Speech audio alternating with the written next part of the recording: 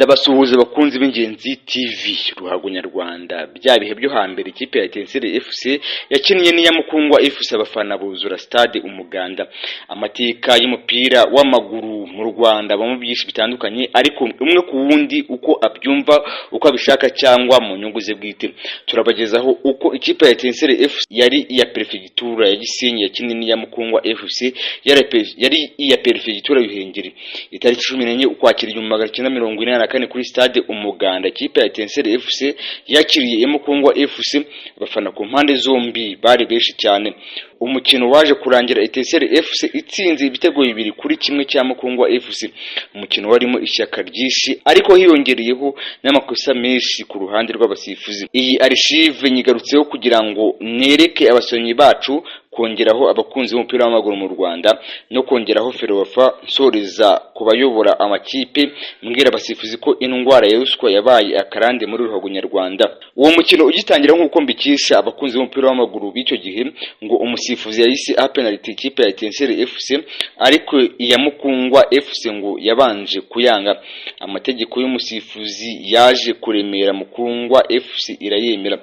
Nkuko dukomeza tubitangarizwa n'abari bitabiriye uwo mukino, ngo umunyezamu wa Mukungwa FC w'umuzayirwa muri ibyo bihuko ubu yabaye Kongo, bari barabatije Singapore, yaje kubona kabuhariwe mugenzi we bavukanaga hamwe Bakari ariwe ugiye kuyitera ishoti ya Bakari cyangwa Runuya wa Mukura yakuraga abazamu umutima. Sinanga yatangiye kubyina mu izamu yenda ngo ize gusubirwamo, ariko umusifuzi wo hagati yemeje ko igitego cyagiyemo, bashyira umupira hagati. Imisifurire ngo yaje kuba mibi, abazerwa ba Etincelle FC n'abamukungwa FC batangira gukandagirana karahava. Etincelle FC yaje ngo kubona ikindi gitego kiza kivuye kuri Bakari. Umusifuzi yaje ngo guha Mukungwa FC penalty. Aba basifuzi n'abafana b'umupira w'amaguru mu Rwanda rwo hambere ngo yasaga nkaho ashaka kwibagiza amakosa yayikoreye.